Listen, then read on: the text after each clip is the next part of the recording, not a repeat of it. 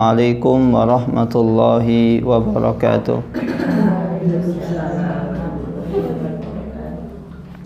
Bismillahirrahmanirrahim. Wassalatu wassalam ala Rasulillah wa ala alihi wa sahbihi wa man tabi'ahum bi ihsanin ila yaumiddin, amma ba'du. Allahumma sahli sadri wa yassir li amri wa hlul 'uqdatam min lisani yafqahu qawli. Allahumma inna nas'aluka ilman nafi'an wa rizqan tayyiban wa amalan mutaqabbalan. Allahumma alimna ma yanfa'una wa zidna ilman wal huda wat tuqa was salaha ya rabbal alamin. Ibu-ibu saya yang dirahmati Allah Subhanahu wa taala, yang pertama dan yang paling utama, marilah kita panjatkan puja dan puji syukur kita kehadirat Allah Subhanahu wa taala. Kemudian salawat beriring salam tak lupa kita curahkan kepada suri tauladan kita yang kita senantiasa harapkan agar kita mendapatkan syafaat dari beliau pada hari kiamat kelak. Dan begitu juga kita diperintahkan oleh Allah Subhanahu wa taala untuk senantiasa bersalawat kepada beliau, khususnya pada hari Jumat, yaitu baginda Nabi Muhammad sallallahu alaihi wasallam. Ibu-ibu saya yang dirahmati Allah Subhanahu wa taala, pada pertemuan sebelumnya kita telah membahas tentang adab adab seseorang ketika bertamu. Maka pada ayat selanjutnya Allah Subhanahu wa taala ingin mengisahkan kisah selanjutnya, yaitu apa yang terjadi atau apa tujuan dari dua tamu yang mendatangi Nabi Ibrahim alaihissalam. Qala fama khatbukum ayyuhal mursalun. Nabi Ibrahim bertanya, wahai tamuku, apa yang membuat kalian sampai datang kepadaku? Ada urusan apa? Qalu inna ursilna ila qaumin mujrimin. Mereka mengatakan bahwasanya kami diutus oleh Allah Subhanahu wa taala untuk mendatangi sebuah kaum yang banyak melakukan dosa. Linursila alaihim hijaratan min tin, agar kami bisa mengadab mereka dengan hujan batu. Musawwamatan inda rabbika lil musrifin, yang mana batu tersebut itu musawwamah, sudah memiliki tanda, inda rabbika lil musrifin, yang Allah Subhanahu wa taala menandai batu-batu tersebut satu persatu, dikhususkan untuk orang-orang yang melampaui batas. Fa akhrajna man kana fiha minal mu'minin, kemudian kami keluarkan di antara orang-orang tersebut seseorang yang beriman. Orang-orang yang beriman Allah selamatkan.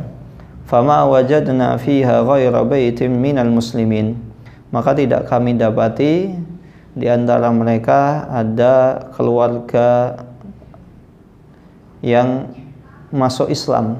Artinya yang diadab itu adalah orang-orang yang tidak beriman. Wa tarakna fiha ayatan lil ladina yakhafunal adabal alim, dan kami tinggalkan tanda agar bisa menjadi pelajaran bagi orang-orang yang takut akan siksa Allah Subhanahu wa taala. Nabi Ibrahim alaihissalam itu bertanya kepada tamunya setelah tamunya itu kira-kira hendak berangkat. Dari tamunya sudah siap-siap untuk pergi. Setelah itu Nabi Ibrahim alaihissalam baru menanyakan tujuannya apa. Dan ini adalah salah satu adab ketika seseorang bertamu. Jadi kita tidak langsung menanyakan kepada tamu tersebut tujuannya apa. Kita layani dulu, kita sambut terlebih dahulu. Bahkan Nabi Ibrahim alaihissalam setelah menghidangkan makanan dan beraneka ragam apa saja fasilitas yang bisa dinikmati oleh tamunya, Nabi Ibrahim baru bertanya, qala fama khatbukum ayyuhal mursalun. Kalian datang kepadaku tidak mungkin tanpa alasan. Pasti ada sesuatu hal yang besar. Tidak mungkin Allah Subhanahu wa taala mengutus dua malaikat yang mulia Yang ada yang mengatakan ini adalah malaikat Jibril dan malaikat Mikail. Tidak mungkin diutus dua malaikat mulia tanpa ada alasan yang jelas. Apalagi malaikat Jibril adalah malaikat yang terkenal sebagai malaikat yang paling mulia, penyampai wahyu. Dan orang Nasrani pun mengetahuinya. Nah, inilah adab yang ditunjukkan oleh Nabi Ibrahim, bagaimana melayani seorang tamu. Tidak datang langsung, baru datang langsung ditanya, kenapa kamu kesini? Ada tujuan apa? Jadi ditunggu dulu, agak tenang. Nah, kenapa di sini Allah Subhanahu wa taala mengutus Nabi Ibrahim, mengutus malaikat, dua malaikat kepada Nabi Ibrahim? Karena dikatakan Nabi Ibrahim ini adalah paman dari Nabi Lut alaihi salam. Jadi Nabi Lut itu adalah keponakannya Nabi Ibrahim. Ini hal seperti ini bukanlah hal yang bukan hal yang jarang, banyak terjadi di para nabi. Ada dalam satu zaman itu ada satu atau dua nabi. Seperti contohnya Nabi Musa alaihissalam dengan Nabi Khadir atau Nabi Khidir. Ada yang membacanya Khadir, ada yang membacanya Khidir. Begitu juga Nabi Musa dengan Nabi Harun. Karena Nabi Harun itu sepupunya Nabi Musa alaihissalam. Bukan Nabi Harun itu bukan adiknya, tapi sepupu, saudara. Begitu juga dengan Nabi Khadir. Itu satu zaman, tapi wallahu ta'ala alam tidak ada hubungan darah. Berbeda dengan Nabi Musa dengan Nabi Harun, itu adalah sepupu. Sebagaimana di sini Nabi Ibrahim dengan Nabi Lut alaihi salam, Nabi Ibrahim adalah pamannya dari Nabi Lut dan Nabi Lut adalah keponakan dari Nabi Ibrahim. Qalu inna ursilna ila qaumin mujrimin. Sesungguhnya kami diutus oleh Allah Subhanahu wa taala kepada kaum mujrimin. Apa itu kaum mujrimin? Orang-orang yang banyak melampaui batas, orang-orang yang banyak melakukan dosa. Ursilna ila qaumim mujrimin. Allah Subhanahu wa taala berfirman dalam surat Al-A'raf mengisahkan tentang kisah Nabi Lut alaihi salam, wa lutan id qala liqaumihi atatuna al-fahisata ma sabaqakum biha min ahadin minal alamin. Yang dimaksud dengan kaum mujrimin, kaum yang banyak melakukan dosa, adalah kaum yang melampaui batas, yang melakukan sebuah kezaliman. Allah Subhanahu wa taala menyebutkan, dan ingatlah ketika Nabi Lut id qala liqaumihi, ketika mengatakan kepada kaumnya, atatuna al-fahisyah, mengapa kalian mendatangi sebuah dosa, ma sabaqakum biha min ahadin minal alamin, sebuah dosa yang tidak pernah dilakukan oleh umat-umat sebelumnya. Innakum lata'tunar rijala syahwatan min dunin nisa. Sesungguhnya kalian mendatangi laki-laki syahwatan, dengan syahwat. Naudzubillah. Ini kaumnya Nabi Lut demikian, melakukan sebuah dosa yang tidak pernah dilakukan umat-umat sebelumnya. Dan ini sebuah dosa yang secara akal sehat itu tidak ada yang melakukannya. Laki-laki suka dengan laki-laki, perempuan suka dengan perempuan. Namun ketika itu memang dominan laki-laki suka dengan laki-laki yang terjadi atau liwat. Namun kalau seandainya ada perempuan suka dengan perempuan, itu dihukumi sama, liwat juga. Maka kejahatan yang dilakukan kaumnya Nabi Lut ini kejahatan yang luar biasa. Kaum-kaum sebelumnya itu melakukan kesyirikan, tapi kaumnya Nabi Lut itu melakukan dosa yang luar biasa. Jadi bukan hanya menyekutukan Allah, bukan hanya syirik, bukan hanya membangkang kepada Nabi, tapi juga melakukan sebuah kegiatan yang melampaui batas. Wa ma kana jawaba qaumi illa an qalu ahrijuhum min qaryatikum innahum unasun yatatahharun. Dan ingatlah ketika Nabi Lut alaihissalam memperingatkan kaumnya, janganlah kalian melakukan hal demikian. Apa jawaban kaumnya Nabi Lut alaihissalam? Ahlijuhum min qaryatikum. Keluarkanlah Nabi Lut alaihissalam dari desa kalian. Jadi pemimpinnya itu mengatakan, udah keluarkan aja Nabi Lut. Karena Nabi Lut itu sesungguhnya innahum unasu yatatahharun. Sesungguhnya Nabi Lut itu adalah orang-orang yang sok suci. Jadi kalau ada orang yang berdakwah mengajak kepada kebaikan kemudian dikatakan kamu sok suci, itu bukan label baru, label lama sejak zamannya Nabi Lut alaihissalam, yang mana ini diabadikan oleh Allah Subhanahu wa taala dalam surat Al-A'raf ayat 80 sampai 84. Fa'anjaynahu wa ahlahu illa imra'atahu kanat minal ghabirin. Maka Allah Subhanahu wa taala menyelamatkan semua kaumnya Nabi Lut kecuali istrinya, karena istrinya ini adalah orang yang membocorkan rahasia. Linursila alaihim hijaratan min tin. Allah Subhanahu wa taala ketika mengutus dua malaikat tersebut, tujuannya adalah agar mengirimkan adab kepada kaumnya Nabi Lut alaihissalam. Allah Subhanahu wa taala mengabadikan dalam surat Al-Ankabut ayat 34, Inna munzilu ala ahli hadhil qaryati rizam minas sama'i bima kanu yafsukun. Sesungguhnya kami menurunkan bagi mereka dalam surat Al-Ankabut ayat 34 sebuah adab karena disebabkan kekejian yang mereka lakukan. Bahkan ketika itu salah satu adab yang ditimpa yaitu hujan batu, hujan dari atas batu, dari atas hujan batu, kemudian dari bawah bumi dibalikkan. Ini sangat luar biasa, ujian yang luar biasa sekali. Dunusila alaihim hijaratan min tin. Allah Subhanahu wa taala mengutus dua malaikat. Karena dalam hadis yang lain dikisahkan, dan ini salah satu sebab kenapa para ulama berkesimpulan bahwasanya tamu yang mendatangi Nabi Ibrahim adalah malaikat Jibril. Karena malaikat Jibril dikisahkan ketika mengadab kaumnya Nabi Lut itu hanya cukup dengan menggunakan satu sayapnya. Satu sayapnya langsung bumi itu porak-poranda. Atas jadi bawah, bawah jadi atas.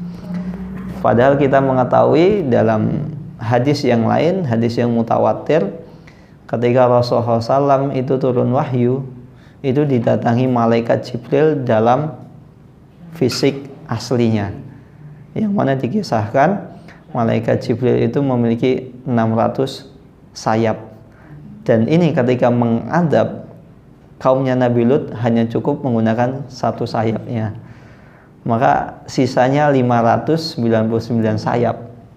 Jika malaikat atau yang disuruh Allah Subhanahu wa taala itu mampu seperti itu, maka apalagi Allah Subhanahu wa taala. Maka kisah-kisah seperti ini agar bisa membuat seseorang itu mengambil pelajaran, sehingga orang itu akan takut ketika melakukan sebuah dosa. Satu sayap cukup untuk memporak-porandakan dunia dan seisinya. Dan di sini hijarah ini batu. Hijaratan min tin, yaitu batu yang terbuat dari tin, tanah liat. Tanah liat itu ketika mengenai sesuatu itu sakit, karena tanah liat, lempung lah bahasa kita. Karena tin ini kalau dikatakan tanah liat, loh tanah liat empuk Ustadz, misalnya di Pelintang, ya enggak. Tapi tin ini bukan hanya sekedar tanah liat, itu ya terjemahan untuk memudahkan kita. Tapi yang jelas di sini adalah batu yang sangat keras. Ketika mengenai sesuatu itu benar-benar sangat menyiksa. Musawwamatan inda rabbika lil musrifin. Musawwamah di sini adalah muallamah, yaitu yang sudah memiliki tanda. Falamma jaa amruna ja'alna 'aliyaha safilaha. Allah Subhanahu wa taala menyebutkan adab yang diterima kaum Nabi Lut dalam surat Hud ayat 82 dan 83. Nanti ibu-ibu bisa dicek lagi. Jadi saya sebutkan beberapa surat untuk menjelaskan tentang kejadian tersebut. Karena kejadian kisahnya Nabi Lut itu bukan hanya termaktub dalam satu surat saja. Bahkan di surat-surat yang lain itu disebutkan. Dalam surat Hud ayat 82, falamma jaa amruna ja'alna 'aliyaha safilaha. Dan ketika keputusan Allah Subhanahu wa taala, adab Allah Subhanahu wa taala ditimpakan untuk kaumnya Nabi Lut, ja'alna 'aliyaha safilaha. Allah Subhanahu wa taala menjadikan atasnya jadi bagian bawah, bawah jadi atas, dibolak-balik. Wa amtalna 'alaiha hijaratan min sijilin mahdud. Dan Allah Subhanahu wa taala Allah Subhanahu wa taala menghujani mereka, wa amtalna 'alaiha hijaratan, yaitu dengan sebuah batu, hijaratan min sijilin mandud, yaitu sebuah batu yang dari sijil. Apa itu sijil? Sijil adalah salah satu nama dari neraka yang ada di sana, neraka sijil. Jadi batunya itu bukan hanya sekadar batu. Walaupun di surat Ad-Dzariyat disebutkan hijaratan min tin, tapi inilah Al-Quran. Al-Quran itu menafsirkan ayat satu ditafsirkan dengan ayat yang lain. Jadi ketika seseorang memahami Al-Quran itu tidak hanya bisa letter-like, enggak. Karena cara memahami Al-Quran yaitu Al-Quran ditafsirkan dengan Al-Quran. Ayat satu ditafsirkan dengan ayat yang lain. Terkadang juga sebuah ayat itu ditafsirkan dengan sebuah hadis. Jadi hadis itu menafsirkan Al-Quran. Oh, maksudnya ini apa? Oh, sabda Nabi Muhammad SAW seperti ini. Inilah kenapa seseorang harus benar-benar memahami Al-Quran dan hadis. Karena ini adalah pusaka, ini adalah jalan hidup, ini adalah aturan yang telah Allah Subhanahu wa taala tetapkan, yaitu Al-Quran dan hadis Nabi. Tentunya adalah hadis-hadis yang sahih, mutawatir, hadis hasan. Musawwamatan inda rabbika wa ma hiya minadh dhalimin biba'id. Yang mana batu tersebut musawwamah. Musawwamah itu sudah, ada yang mengatakan musawwamah itu batunya itu berwarna hitam sekali karena saking panasnya.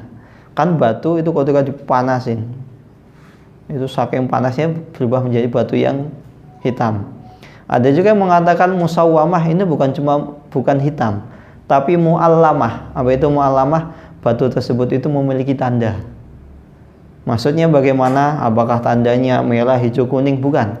Tanda di sini batu tersebut itu sudah batu A ini untuk si fulan, batu B untuk si fulan, C fulan. Jadi batu tersebut itu akan mendatangi siapapun yang sudah Allah Subhanahu wa taala takdirkan. Walaupun orang tersebut tidak sedang berada di kaumnya Nabi Lut, mungkin dia sedang safar, dia sedang bepergian.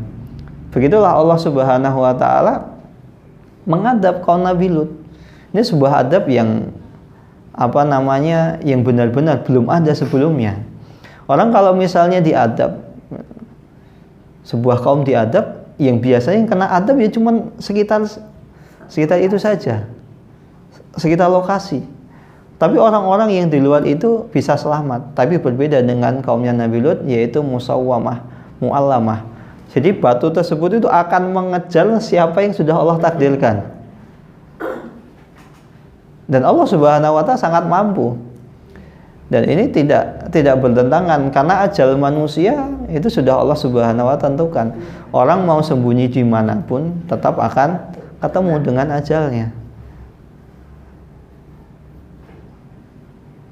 Orang misalnya setelah koma berhari-hari, kemudian sadar, sehat, bigas, seger, bergas, bisa ini bisa itu, langsung besoknya meninggal. Ada seperti itu.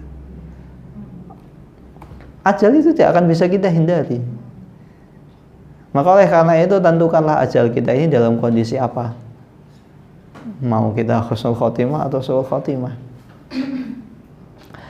Maka Rasulullah SAW pernah bersabda, ada seseorang itu yumsi mu'minan wa yusbihu kafiran wa yusbihu mu'minan wa yumsi kafiran. Ada seseorang itu paginya muslim, sorenya murtad. Paginya murtad, sorenya muslim. Kita nggak ada yang tahu. Maka oleh karena itu kita diminta untuk sering-sering meminta doa. Musawwamatan inda rabbika lil musrifin. Yang mana batu tersebut itu ditujukan untuk orang-orang yang musrifin. Apa itu musrifin? Orang-orang yang melampaui batas.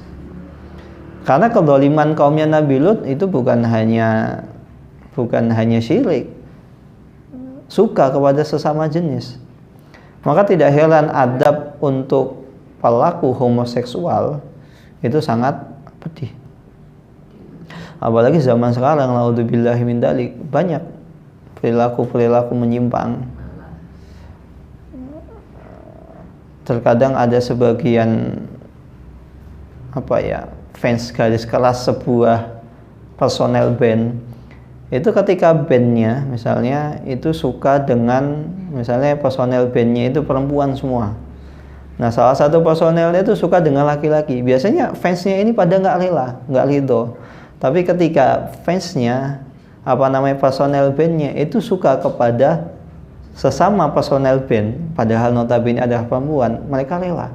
Ini adalah cara penggilingan opini secara tidak sadar, orang baik sadar ataupun tidak. Itu banyak seperti itu. Belum yang ada yang garis keras, hardcore, dan lain sebagainya. Pada tahun 2018 ada salah seorang peneliti psikolog anak.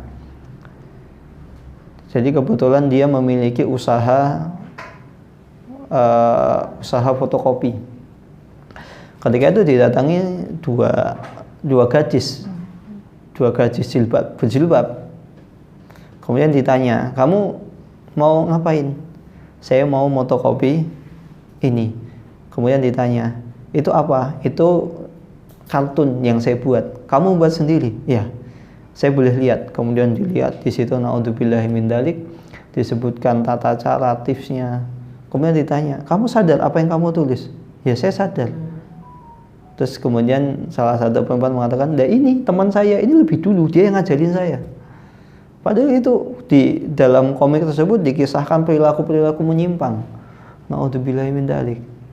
Maka marilah kita banyak berdoa kepada Allah Subhanahu wa taala agar Allah Subhanahu wa taala melindungi anak kita. Karena zaman semakin lama banyak orang-orang yang menginginkan keburukan. Terlebih lagi khususnya untuk kaum muslimin. Islam semakin berkembang, dakwah semakin berkembang, namun di sisi lain juga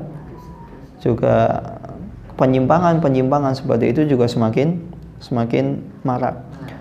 Maka tidak heran Allah Subhanahu wa taala menetapkan para pelaku homoseksual itu dilempar dari tempat yang paling tinggi sampai bawah, kemudian dirajam, dilempari batu. Batunya itu batu yang kira-kira benar-benar bisa menyiksanya, dan itu diumumkan pelaku seperti itu. Naudzubillahi min dzalik. Allah Subhanahu wa taala berfirman juga dalam surat Hud ayat 76, "Ya Ibrahim a'rid an hada innahu qad jaa'a amru rabbik wa innahum atihim adabun ghairu mardud." Ketika itu Nabi Ibrahim alaihi salam ketika bertanya, tujuanmu apa wahai malaikat datang ke sini? Saya ini dan itu. Nabi Ibrahim agak sedikit sangsi. Loh, kok seperti itu? Maka Allah Subhanahu wa taala memerintahkan, a'rid an hada, sudah tinggalkanlah diskusimu itu. Innahu qad jaa'a amru rabbik, sesungguhnya keputusan Allah Subhanahu wa taala itu sudah bulat. Wa innahum atihim adabun ghairu mardud, dan sesungguhnya Allah Subhanahu wa taala itu telah memutuskan sebuah keputusan yang tidak bisa ditolak. Ketika Allah Subhanahu wa taala sudah memutuskan, Allah sudah menakdirkan, tidak bisa takdir tersebut akan dihindari. Percuma. Begitu juga kisahnya Nabi Ibrahim alaihissalam. Suatu ketika dalam tafsir ayat surat sebelumnya, surat apa itu dulu? Surat Al-Hasyr atau apa? Nabi Ibrahim itu ingin mendoakan agar orang tuanya itu masuk surga. Dan ini sudah kita bantah. Nabi Ibrahim alaihissalam itu karena mengira orang tuanya adalah Muslim. Maka Nabi Ibrahim kalau seandainya terjadi, karena dengan anggapan Nabi Ibrahim itu mengira orang tuanya Muslim, maka seorang Muslim itu boleh didoakan agar masuk surga, agar dapat rahmat. Orang tuanya Nabi Ibrahim alaihissalam sendiri masuk neraka, pembuat patung berhala. Kemudian Allah Subhanahu wa taala melanjutkan pada ayat 35, fa akhrajna man kana fiha minal mu'minin. Kemudian Allah Subhanahu wa taala mengeluarkan dari orang-orang tersebut, fa akhrajna man kana fiha minal mu'minin. Allah Subhanahu wa taala mengeluarkan orang-orang mukmin dari mereka. Artinya orang mukmin itu tidak mendapatkan siksa, tidak dihujani batu, tidak dibolak-balikkan. Jadi Allah Subhanahu wa taala menyelamatkan orang mukmin ikut Nabi Nuh alaihissalam. Kemudian baru apa? Allah Subhanahu wa taala turunkan siksa tersebut. Allah Subhanahu wa taala berfirman, illa ala lutin inna lamunajjuhum ajmain. Sesungguhnya keluarga Nabi Lut alaihissalam semuanya Allah Subhanahu wa taala selamatkan. Fama wajadna fiha ghaira baitin minal muslimin. Dan tidak didapati satu keluarga pun yang Allah Subhanahu wa taala siksa sebuah keluarga kecuali keluarga Nabi Lut alaihissalam. Keluarga Nabi Lut alaihissalam Allah selamatkan. Apakah di sini maksudnya keluarga Nabi Lut Allah selamatkan semuanya? Karena keluarga Nabi Lut itu terdiri 4 orang. 1 Nabi Lut, 2 adalah anak perempuannya, yang ketiga adalah istrinya. Dalam surat Al-Hijr ayat 60 Allah Subhanahu wa taala menyebutkan illa mar'atahu qaddalna innaha laminal ghabidin. Kecuali istrinya, karena istrinya Allah takdirkan adalah orang yang mendapatkan siksa. Ada sebuah faedah di sini. Faedah yang pertama, illa ala lutin inna lamunajjuhum ajmain. Kecuali keluarga Nabi Lut Allah selamatkan. Loh, kok di sini ada pengecualian? Kecuali istrinya. Maka ketika seseorang ada keluarga dia murtad, dia tidak beragama Islam, maka tidak dianggap keluarga. Maka dalam fikih waris, kalau ada salah seorang yang murtad, maka tidak mewarisi. La yarisul muslimul kafir walal kafiru muslim. Orang muslim itu tidak bisa mewarisi orang kafir, begitu juga orang kafir tidak bisa mewarisi orang muslim. Misalnya ada sebuah keluarga, semua keluarganya itu muslim kecuali 1, dia kafir. Maka kalau di antara keluarga ini meninggal, maka orang kafir tadi tidak dapat warisan. Begitu juga sebaliknya, kalau ternyata yang murtad ini adalah saudaranya paling kaya sendiri, kalau dia meninggal, kakak, adiknya, orang tuanya itu tidak mendapatkan warisan kalau dia muslim. Beda kalau misalnya itu nanti dia kafir, ya terserah. Maka itu tidak saling mewarisi. Karena apa? Itu bukan keluarga. Di sini Allah Subhanahu wa taala menjelaskan kecuali keluarga Nabi Lut. Tapi ayat selanjutnya illa mar'atahu. Kenapa? Karena isinya bukan keluarga, bukan dianggap sebagai keluarga. Faedah yang kedua, fa akhrajna man kana fiha minal mu'minin. Allah Subhanahu wa taala selamatkan orang-orang mukmin. Maka karena sebab keimanan seseorang, Allah Subhanahu wa taala bisa menyelamatkan sebuah negeri. Ada sebagian negeri yang Allah Subhanahu wa taala selamatkan karena disebabkan seseorang yang beriman. Allah Subhanahu wa taala menyebutkan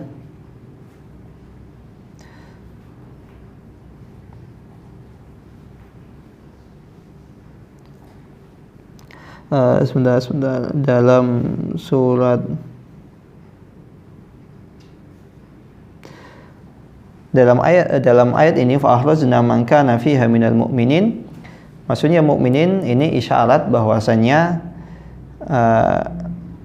seseorang bisa jadi Allah Subhanahu wa taala selamatkan karena disebabkan ada orang mukmin di sana. Jadi selama ada orang mukmin, dia masih mengajak kepada kebaikan, berdakwah,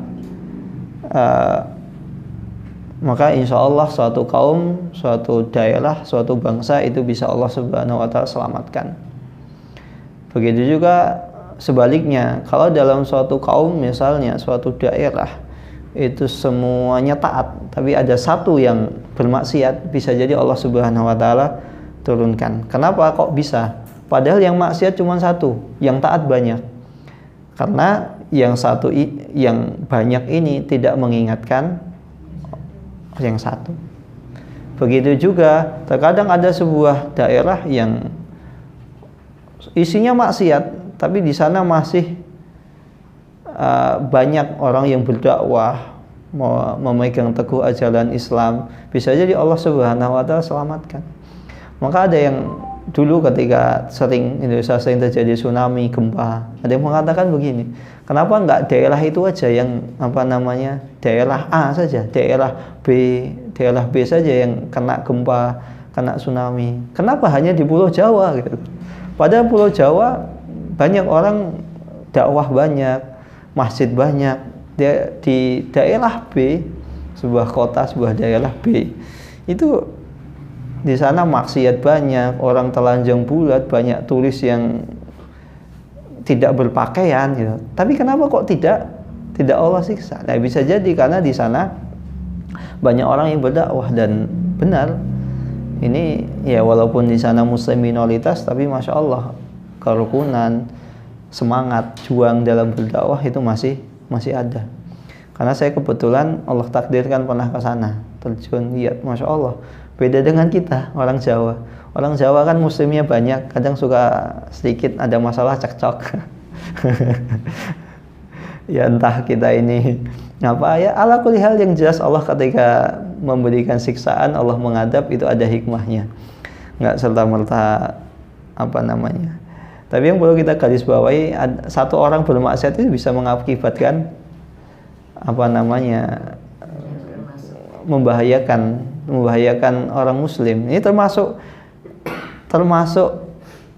kaum muslim, orang-orang yang kaumnya Nabi Lut, yang beriman kepada Nabi Lut kan juga hampir mendapatkan malah bahaya. Tapi Allah Subhanahu wa taala selamatkan terlebih dahulu. Dan di sini juga fa akhrajna man kana minal mu'minin.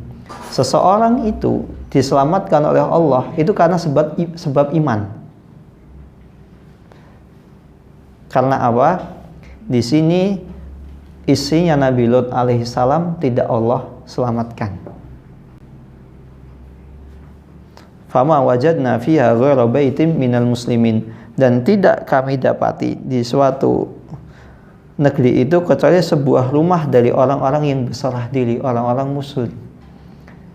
Padahal tadi disebutkan, ini faedah yang selanjutnya, yang ketiga, padahal tadi disebutkan bahwasanya keluarganya Nabi Lut itu semua diselamatkan. Tapi kenapa kok istrinya tidak?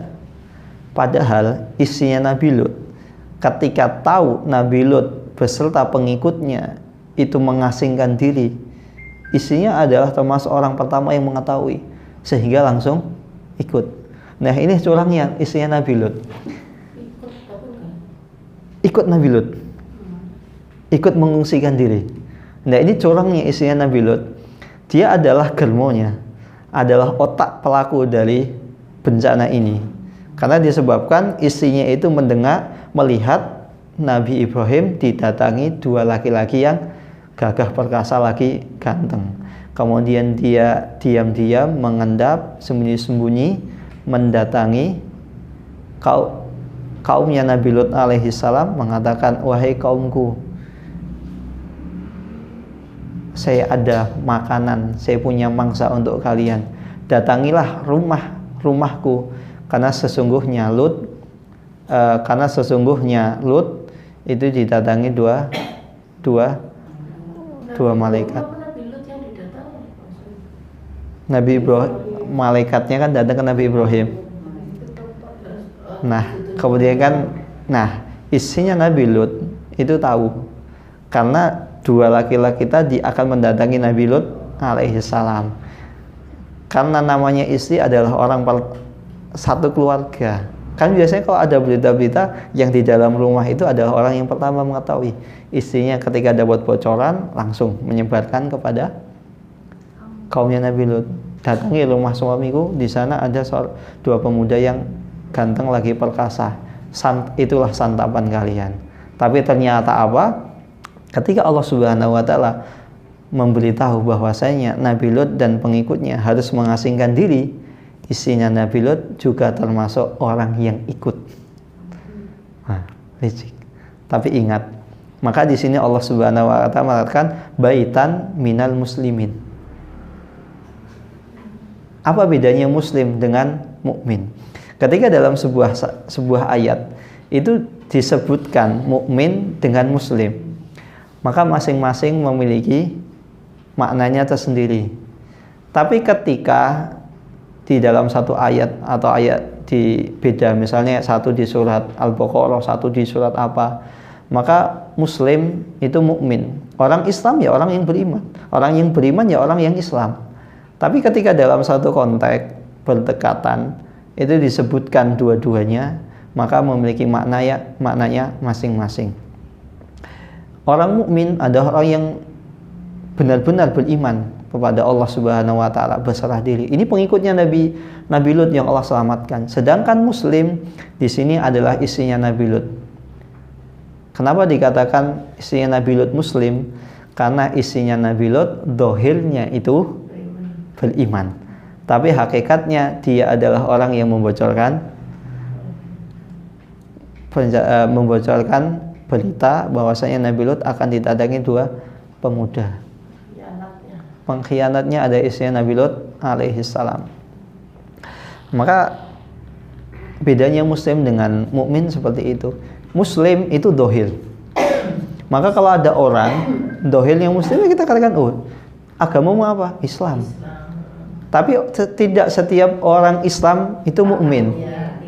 Tapi setiap orang mukmin pasti muslim. Setiap orang beriman pasti beragama Islam. Dan tidak setiap orang ngaku beragama Islam dia beriman.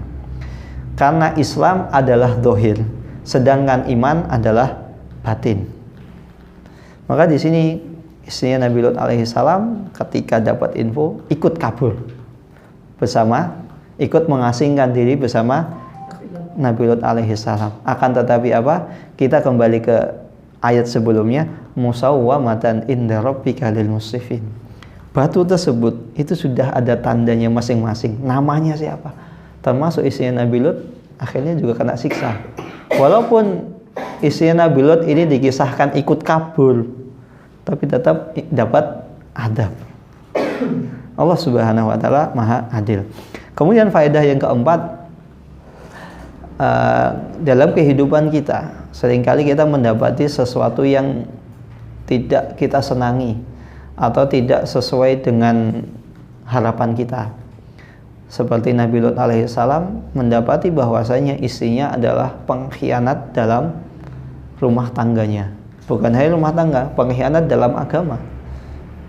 Dohirnya istri Nabi Lut itu muslim, berserah diri, ia beriman, nurut, tapi ternyata dia adalah pengkhianat. Maka jika Nabi saja itu diuji seperti itu, maka apalagi kita. Kita hidup di dunia ini masing-masing memiliki ujian. Dan ujian manusia itu sudah sesuai kadarnya masing-masing, sudah sesuai porsinya masing-masing, sudah sesuai kemampuannya masing-masing.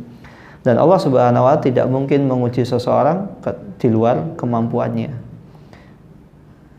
Namun ingat, dunia itu kan menyilaukan. Kita terkadang, wah dia enak, dia begini dan begitu. Nah kita tidak tahu saja ujiannya. Coba kalau kita tahu ujiannya, mungkin kita tidak ingin menjadi seperti dia. Itulah. Jadi Allah Subhanahu wa taala itu adil. Jadi kita nggak usah iri, nggak usah meri, nggak usah merasa nggak adil. Kenapa kok yang kena masalah saya terus? Nah, nggak tahu aja. Dikira orang kaya masalahnya nggak banyak. Jatahnya sendiri-sendiri. Kan dunia itu kan menipu. Kita lihat orang miskin kasihan gitu. Dan nggak tahu kalau ternyata dia tidur bisa nyenyak. Ya dia miskin tapi utang nggak punya. Kita lihat orang kaya, kekayaannya mewah, rumahnya mewah, megah. Ternyata apa? Dia kepikiran terus utangnya banyak. Di sisi lain ternyata ketika dia mengumpulkan kekayaan dari cara yang diharamkan. Dikira orang yang bermaksiat itu hidupnya nyaman. Enggak tenang. Hidupnya enggak tenang. Minimal dia akan terobsesi terus untuk semakin memperkaya diri. Lihat orang lebih kaya, pengen lagi lebih kaya. Enggak akan ada habisnya. Hawa nafsu itu dituruti itu ada. Menuruti hawa nafsu adalah sebuah adab yang Allah segerakan. Menuruti hawa nafsu itu adab yang Allah segerakan. Karena ketika mengikuti hawa nafsu nggak akan ada habisnya. Sudah kaya lagi, pengen lagi. Dan itu adab yang Allah segerakan. Cuma kan seringkali kita melihat kekayaan itu adalah nikmat. Padahal kekayaan itu bisa jadi adab.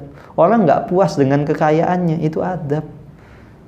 Beda dengan orang, ya sudah, penghasilan saya begini, tapi alhamdulillah. Saya nggak punya utang, nggak punya cicilan, nggak punya ini. Maka dalam fikih itu ada istilah ghorim. Apa itu ghorim? Orang kaya yang bangkrut itu wajib dapat zakat. Ghorim itu bukan orang yang banyak utang aja, Ustaz. Jadi orang yang banyak utang, orang yang bangkrut itu termasuk ghorim. Jadi itu ghorim itu bukan orang miskin, orang kaya. Itu termasuk fakir. Nah permasalahannya, mungkin nggak orang ghorim zaman sekarang itu dapatkan zakat? Nggak mungkin. Gengsi. Bahkan saya pernah ketika ngajar fikih, saya suatu ketika pernah ngajar masalah fikih. Saya sebutkan definisi ghorim. Ghorim itu orang kaya, hartanya bisa jadi 10 M, tapi utangnya 40 miliar, 40 M. Itu ghorim, dia wajib dapat zakat. Loh Ustaz, masa ada yang seperti itu? Ya ada, banyak kan. Kemudian ada bapak-bapak pensiunan eselon 1 beberapa gitu ngomong, iya Ustaz, saya dulu gaji saya itu setiap bulan hampir 3 digit Ustaz, tapi utang saya banyak Ustaz. Sudah ketawa. Nah itu benar Ustaz, harusnya dapat zakat.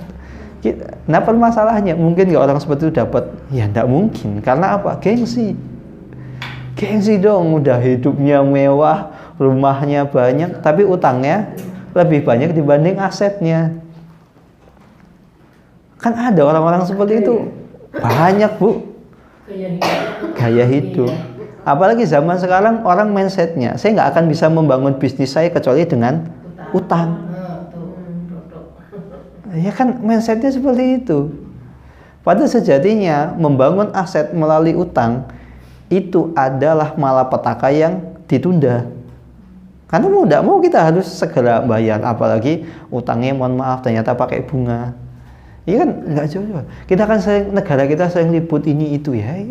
Sekarang kan carut marutnya bisa kita rasakan. Karena apa? Utangnya konon katanya berbunga. Karena orang maksiat itu nggak akan bahagia, sengsara. Kepikiran terus, dikira mikirin utang itu tidur bisa nyenyak. Enggak. Saya qadarullah pekan kemarin tuh qadarullah saya salah satu sebab kenapa saya izin, karena qadarullah ada kecelakaan saya nggak sengaja nabrak orang. Alhamdulillah orangnya nggak kenapa-napa, alhamdulillah. Allah masih menyayangi saya, Allah masih melindungi saya. Alhamdulillah sehat, sudah sholat dan sebagainya. Alhamdulillah. Iya. Maaf di sini apa? Nggak, sebelumnya. Ini nggak sengaja. Wah, itu kepikiran terus. Saya tidur berhari-hari itu nggak nyenyak. Ngajar nggak, sengaja tuh kayak awang-awangan naik motor udah nggak semangat. Nggak nyaman. Padahal kita nggak sengaja. Apalagi sebuah kemaksiatan yang kita lakukan dengan sengaja, sadar. Bukan kebahagiaan. Kemudian wa tarakna fiha ayatan lil ladzina yakhafunal adabal alim. Dan Allah Subhanahu wa taala meninggalkan apa? Ayah, tanda. Walaqad tarakna minha ayatan bayyinatan liqaumi yaqilun. Allah Subhanahu wa taala dalam surat Al-Ankabut ayat 35 Allah Subhanahu wa taala menyebutkan, Allah Subhanahu wa taala ketika mengadab suatu kaum, terkadang Allah meninggalkan tanda-tanda bekas dari kaum yang disiksa tersebut. Untuk apa? Liqaumin yaqilun. Untuk orang-orang yang bisa mengambil pelajaran.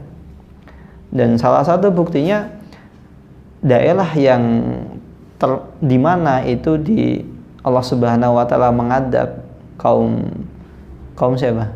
Sodom, kaumnya Nabi Lut. Nah, kaum Sodom, kaumnya Nabi Lut itu kaum Sodom. Itu sampai sekarang itu masih ada tandanya. Ada yang mengatakan daerah tersebut sekarang menjadi Bahrul Mayyit, laut mati. Laut mati. Jadi ada yang mengatakan laut mati itu adalah tempat di mana dulu kaumnya Nabi Lut, kaum Sodom itu disiksa. Dan laut mati itu tidak ada kehidupan sama sekali, nggak ada ikan, nggak ada tumbuh-tumbuhan. Karena kadar garam di dalam laut tersebut itu 350 gram. Padahal normalnya kadar garam di laut itu hanya sekitar 35 gram. Maka kalau ada ikan masuk situ langsung jadi ikan asin. Karena itu asinnya lebih. Wallahu taala a'lam. Ada yang mengatakan itu laut mati. Dan dulu, zaman dahulu, tanda-tanda tersebut tuh masih ada. Masih ada bekas-bekasnya, kehancurannya. Allah sengaja sisakan, Allah sengaja selamatkan. Seperti Fir'aun, Allah sengaja selamatkan jasadnya. Agar orang itu tahu, bukan orang malah ke piramid malah nyembah Fir'aun. Ini keblinger ini. Ngapain ke piramid? Beribadah kepada Fir'aun. Ngawur itu. Fir'aun diselamatkan itu tujuannya agar menjadi pelajaran. Lilladzina yakhafunal adabal alim. Bagi orang-orang yang takut akan siksa neraka, siksa yang pedih. Maka ini ada sebuah faedah, kalau kita mendapatkan musibah, dapat masalah, jangan sampai kita hanya menyalahkan fenomena-fenomena alam. Kenapa kamu misalnya kena masalah? Loh, tadi saya jalan kepleset soalnya lantainya licin. Ya bukan hanya nyalahkan fenomena alam, bisa jadi itu sebab kita. Jadi koreksi. Maka lil ladina yakhafunal adabal alim, untuk orang yang takut. Bukan malah kita alasan-alasan. Nah, kalau orang dapat masalah kemudian menyalahkan yang lain, kapan orang akan mendapatkan faedah? Akan sadar. Adab itu sangat mungkin, masalah sangat mungkin Allah turunkan kepada seseorang. Itu bukan karena nggak ada angin, nggak ada hujan, bisa Allah turunkan. Ya karena dosanya. Maka ketika kita dapat masalah, introspeksi. Bukan salah dia apa, salah saya apa. Maka kayak pendidikan anak zaman dulu, misalnya orang kepleset, kodoknya nakal, nggak tepat itu. Seakan-akan kita ngajari orang untuk mencari kambing hitam. Padahal yang salah kita. Nah, kamu kalau jalan hati-hati. Lantainya licin, hati-hati, jangan lari. Kamu salah. Jangan bukan malah ini nakal gitu ya. Mana kodoknya mana mejanya nakal, apa ini nakal? Ini pendidikan yang kurang tepat gitu loh, salah kaprah. Akhirnya apa? Lahirlah generasi-generasi yang sukanya menyalahkan orang lain gitu loh. Kenapa kamu korupsi? Ya ini, ya kenapa ini? Ya itu. Akhirnya nyalahin orang. Ya itu pendidikan yang kurang tepat. Maka jangan sampai ketika kita ada masalah kita malah nyalahkan fenomena alam. Kenapa kamu hujanan? Ya karena sana mendung. Ya kenapa kamu nggak pakai mantol gitu loh? Salah kamu nggak pakai mantol. Atau sudah takdirnya, ya nggak tepat seperti itu, menyalahkan takdir. Maka saya pernah saya pernah dinasihati, kalau ada orang menyalahkan takdir dan dia sudah paham agama, tampar aja pipinya. Kenapa? Karena ketika dia bertanya, kenapa kamu nampar pipi saya? Ya karena takdir. Biar dia sadar gitu loh. Takdir itu jangan sampai seseorang itu menyalahkan takdir. Karena seseorang ketika menyalahkan takdir sama saja menyalahkan Allah Subhanahu wa taala. Karena Allah yang menakdirkan. Siapa yang menakdirkan? Kita seperti ini. Ya Allah gitu loh. Tapi kan takdir manusia itu bisa dirubah dengan usaha manusia. Ada orang yang dulunya itu nggak naik kelas, tapi ketika gede sukses. Secara akal sehat kan nggak masuk akal. Kamu dulu ketika sekelas sama saya nggak naik kelas, nunggaan gitu, bodoh, duduknya di belakang, dijelasin nggak paham-paham, kok kamu sekarang sukses? Itu artinya takdir seseorang itu bisa dirubah selama orang tersebut masih hidup, dia mau atau tidak. Kan ada juga orang juara kelas terus dari SD, SMP, SMA sampai kuliah juara kelas, tapi ketika lulus nggak punya pekerjaan. Banyak kan seperti itu. Harusnya orang pintar sukses, orang bodoh nggak sukses, tapi nyatanya beda. Artinya apa? Ya takdir seseorang itu bisa dirubah. Itu pertama. Kedua, ya sebab-sebab kesuksesan itu banyak. Bisa jadi orang ini tidak mau menempuh jalur kesuksesan dan ini mau menempuhnya. Dia dengan kemampuan yang seadanya, tapi dia mau mencari jalan kesuksesan, ulet, telaten, sukses. Lah kadang orang pintar kurang telaten, kurang ulet, udahlah, nggak bisa, udah. Akhirnya pindah sana, pindah sini, pindah sana, pindah pekerjaan sana sini. Akhirnya nggak sukses-sukses. Sedangkan dulu temennya yang nggak naik kelas karena ulet, tekun, wah ini lama-lama sukses. Karena ada orang seperti itu. Kadang orang pintar tuh kurang sabaran. Beda dengan orang yang ya mungkin dia sadar kemampuan saya seperti ini, tapi dia tekun, ulet, insya Allah sukses. Maka ibu-ibu saya yang dirahmati Allah Subhanahu wa taala, ketika kita mendapatkan masalah atau musibah, jangan sampai kita menyalahkan fenomena alam, salahkan diri kita. Kita salah. Begitu juga kalau misalnya kita cekcok dengan suami kita, jangan hanya menyalahkan suami, kita juga salah. Begitu juga dengan suami, ketika cekcok dengan istri, jangan kamu sih gara-gara kamu begini dan begitu.